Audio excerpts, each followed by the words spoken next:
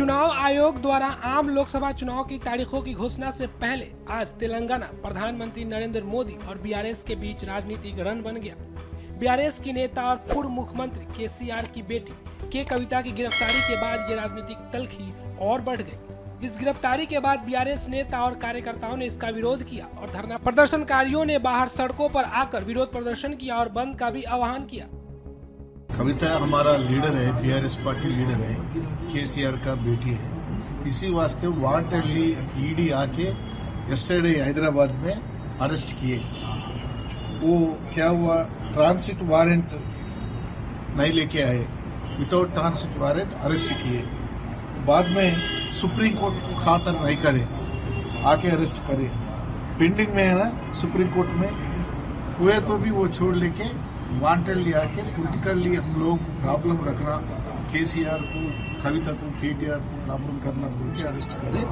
ये transit undertaking rules को anti करेगी। ऐसे वास्ते हमारा पार्टी आज तेलंगाना में, पूरा तेलंगाना में, इंडिया में भी बीआरएस पार्टी वाला पूरा आंदोलन कर रही है।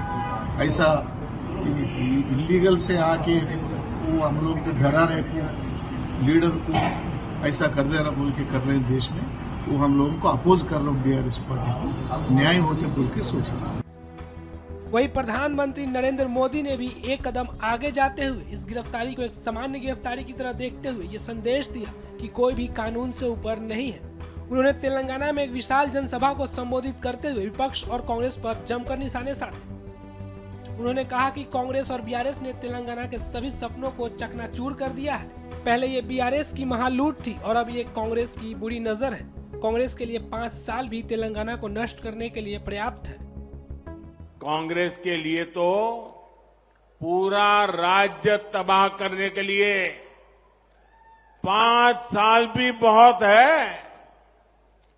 जब यहां ज्यादा संख्या में बीजेपी सांसद चुन करके आएंगे तो कांग्रेस को भी अपनी मनमानी करने में बहुत मुश्किल होगा। और इसलिए इस बार तेलंगाना में सभी लोकसभा की सीट भाजपा का कमल खिलना चाहिए।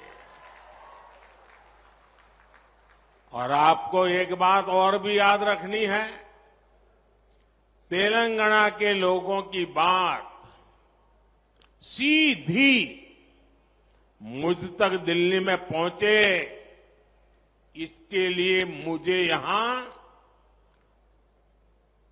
सभी सांसद जीत करके आए तो बहुत बड़ी मदद मिल जाएगी, ताकि मैं आपकी अच्छी सेवा कर सकूं।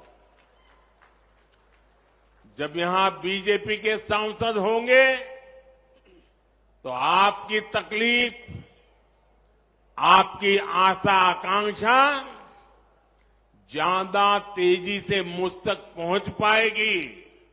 और मैं आपको विश्वास दिलाता हूं कि आपकी हर अपेक्षा पूरी करने के लिए मैं दिन रात एक कर दूंगा। जिस कांग्रेस ने 7 दशकों में 7 डेकेड देश को झूठ और लूट के सिवा कुछ नहीं दिया, वो तेलंगाना का विकास कभी भी नहीं कर सकती। आप मुझे बताइए, कांग्रेस ने दशकों तक देश में गरीबी हटाओ का नारा दिया, लेकिन गरीब के जीवन में कोई बदलाव आया क्या? कांग्रेस ने एससी, एसटी, ओबीसी को वोट बैंक के तौर पर इस्तेमाल किया, लेकिन इस समाज के हालात सुधरे क्या? बदलाव तब आया जब देश ने मोदी को पूर्ण बहुमत का आशीर्वाद दिया और मोदी को आपकी सेवा करने का मौका दिया।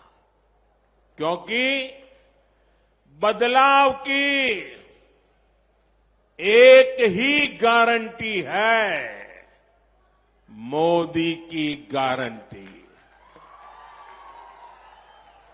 लेकिन पिछले 10 वर्षों में पहली बार गरीब परिवारों के बैंक अकाउंट खुले, पहली बार करोड़ों गरीबों को पक्के मकान का सुख मिला, पहली बार गरीब को टॉयलेट, नल से जल, बिजली का कनेक्शन, मुफ्त वैक्सीनेशन, ऐसी अनेक सुविधाएं गरीब के घर तक पहुंची।